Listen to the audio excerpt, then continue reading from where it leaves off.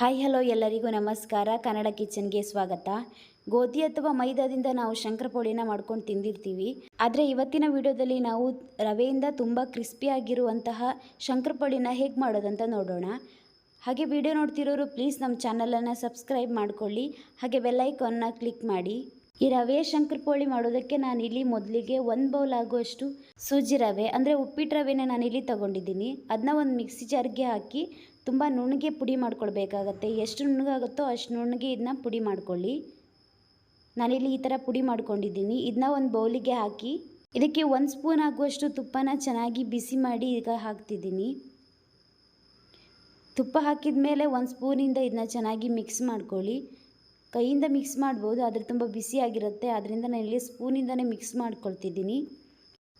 ಇದನ್ನೆಲ್ಲ ಒಂದು ಸಲ ಚೆನ್ನಾಗಿ ಮಿಕ್ಸ್ ಮಾಡ್ಕೊಂಡಾದಮೇಲೆ ಇದಕ್ಕೆ ನಾನು ಅರ್ಧ ಚಮಚ ಆಗುವಷ್ಟು ಜೀರಿಗೆ, ಅರ್ಧ ಸ್ಪೂನ್ ಆಗುವಷ್ಟು ಅಚ್ಕಾರದ ಪುಡಿ, ಹಾಗೆ ಒಂದು ಅರ್ಧ ಸ್ಪೂನ್ ಆಗುವಷ್ಟು ಕಪ್ಪೆಳ್ಳನ್ನು ಹಾಕ್ತಿದ್ದೀನಿ. ರುಚಿಗೆ ತಕ್ಕಷ್ಟು ಉಪ್ಪನ್ನು ಹಾಕಿ ನಾವು ಚಪಾತಿ ಹಿಟ್ಟಿಗೆ ಯಾವ ಥರ ಹಿಟ್ಟನ್ನು ನಾದ್ಕೊಳ್ತೀವಲ್ಲ ಆ ಥರನೇ ಸಾಫ್ಟಾಗಿ ಈ ಹಿಟ್ಟನ್ನು ನಾದ್ಕೊಳ್ಬೇಕಾಗತ್ತೆ. ಕಪ್ಪೆಳ್ಳನ್ನು ಈ ಶಂಕರಪೋಳಿಗೆ ಹಾಕೋದ್ರಿಂದ ತುಂಬಾ ರುಚಿಯಾಗಿರುತ್ತೆ. ನಿಮಗೆ ಇಷ್ಟ ಆದರೆ ಹಾಕಿ, ಇಲ್ಲಾಂದರೆ ಬೇಡ, ಆಪ್ಷನಲ್. ನಾನಿಲ್ಲಿ ಹಿಟ್ಟನ್ನು ಈ ಥರ ತುಂಬ ಸಾಫ್ಟಾಗಿ ನಾದಿ ಇಟ್ಕೊಂಡಿದ್ದೀನಿ. ಇದಕ್ಕೆ ಈಗ 1 ಸ್ಪೂನಷ್ಟು ಎಣ್ಣೆನ ಹಾಕಿ ಇದನ್ನ ಒಂದು 1/4 ಗಂಟೆ ನೆನೆಯೋದಕ್ಕೆ ಬಿಡ್ತೀನಿ. ನೆನೆದ ನಂತರ ಇನ್ನೂ ತುಂಬ ಸಾಫ್ಟಾಗಿ ಬರುತ್ತೆ ಈ ಹಿಟ್ಟು. ಇದೀಗ 1/4 ಗಂಟೆ ಆಗಿದೆ.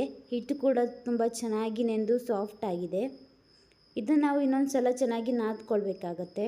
ಇದನ್ನ ಚೆನ್ನಾಗಿ ನಾದ್ಕೊಂಡಾದ್ಮೇಲೆ ನಾವು ಇದನ್ನ ಚಪಾತಿಗೆ ಹೇಗೆ ಲಟ್ಸ್ಕೊಳ್ತೀವಲ್ಲ ಆ ಥರ ಲಟ್ಸ್ಕೊಳ್ಬೇಕಾಗತ್ತೆ.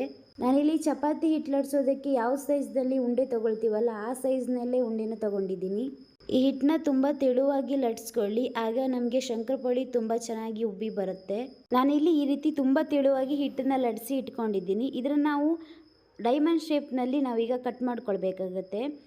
ನೀವು ಶಂಕರಪೋಳಿ ಕಟರ್ ಆದರೂ ಯೂಸ್ ಮಾಡ್ಬೋದು. ನನ್ನ ಹತ್ರ ಕಟರ್ ಇಲ್ಲ, ಆದ್ದರಿಂದ ನಾನು ಇಲ್ಲಿ ಚಾಕುನ ಯೂಸ್ ಮಾಡಿ ಈ ಥರ ಡೈಮಂಡ್ ಶೇಪ್ನಲ್ಲಿ ಕಟ್ ಮಾಡಿ ಇಟ್ಕೊಂಡಿದ್ದೀನಿ. ಇದನ್ನ ಕಟ್ ಮಾಡೋದನ್ನು ನಾವು ಒಂದು ಪ್ಲೇಟ್ಗೆ ಹಾಕಿ ಇದನ್ನ ಬಿಡಿಸ್ಕೊಳ್ಬೇಕಾಗತ್ತೆ, ಇಲ್ಲಾಂದರೆ ಎಲ್ಲ ಒಂದಕ್ಕೊಂದು ಅಂಟ್ಕೊಂಡಿರುತ್ತೆ. ನಾನು ಇಲ್ಲಿ ಎಲ್ಲದನ್ನೂ ಈ ಥರ ಬಿಡಿಸಿ ಇಟ್ಕೊಂಡಿದ್ದೀನಿ. ನಂತರ ನಾನು ಈ ಶಂಕರಪೋಳಿನ ಕರಿಯೋದಕ್ಕೆ ಒಂದು ಬಾಣಲಿಗೆ ಎಣ್ಣೆ ಹಾಕಿ ಅದನ್ನ ಬಿಸಿಗೆ ಇಟ್ಟಿದ್ದೆ. ಅದೀಗ ಎಣ್ಣೆ ಚೆನ್ನಾಗಿ ಬಿಸಿಯಾಗಿದೆ. ಎಣ್ಣೆ ಸ್ವಲ್ಪ ಚೆನ್ನಾಗಿ ಬಿಸಿಯಾದ ನಂತರನೇ ಈ ಶಂಕರಪೋಳಿನ ಹಾಕ್ಕೊಳ್ಳಿ, ಇಲ್ಲಾಂದರೆ ಬೇಗ ಉಬ್ಬಿ ಬರಲ್ಲ. ಈ ಶಂಕರಪೋಳಿಗೆ ನಾನು ಸೋಡಾ ಏನೂ ಹಾಕಿಲ್ಲ, ಆದರೂ ಇದು ಚೆನ್ನಾಗಿ ಉಬ್ಬಿ ಬಂದಿದೆ. ಹಾಗೆ ಟೀ ಜೊತೆಗಂತೂ ತುಂಬಾ ಚೆನ್ನಾಗಿರುತ್ತೆ ತಿನ್ನೋದಕ್ಕೆ. ಹಾಗೆ ಇದು ತುಂಬ ಕ್ರಿಸ್ಪಿಯಾಗಿ ಕೂಡ ಇರುತ್ತೆ. ಎಣ್ಣೆನ ಒಂದು ಮೀಡಿಯಮಲ್ಲಿ ಇಟ್ಟು ಇದನ್ನ ಚೆನ್ನಾಗಿ ಕರ್ಕೊಳ್ಳಿ. ಒಂದು 2 ನಿಮಿಷ ಇದನ್ನ ಕರಿದ್ರೆ ಸಾಕಾಗುತ್ತೆ. ಇದೀಗ ಆಗಿದೆ, ಹಾಗೆ ಚೆನ್ನಾಗಿ ಉಬ್ಬಿ ಕೂಡ ಬಂದಿದೆ. ಇದನ್ನೀಗ ಎಣ್ಣೆಯಿಂದ ತೆಗೆದಿಟ್ಕೊಳ್ತೀನಿ. ಹಾಗೆ ನೀವು ಒಂದ್ಸಲ ಮನೆಯಲ್ಲಿ ಟ್ರೈ ಮಾಡಿ ಹೇಗೆ ಬಂದಿದೆ ಅಂತ ಕಮೆಂಟ್ ಮಾಡಿ. ನಿಮಗೆ ಈ ವಿಡಿಯೋ ಇಷ್ಟ ಆದರೆ ಪ್ಲೀಸ್ ಒಂದು ಲೈಕ್ ಮಾಡಿ, ಶೇರ್ ಮಾಡಿ, ಕಮೆಂಟ್ ಮಾಡಿ. ಹಾಗೆ ನಮ್ಮ ಚಾನಲನ್ನು ಸಬ್ಸ್ಕ್ರೈಬ್ ಮಾಡಿಕೊಂಡು ಸಪೋರ್ಟ್ ಮಾಡಿ. Thank you.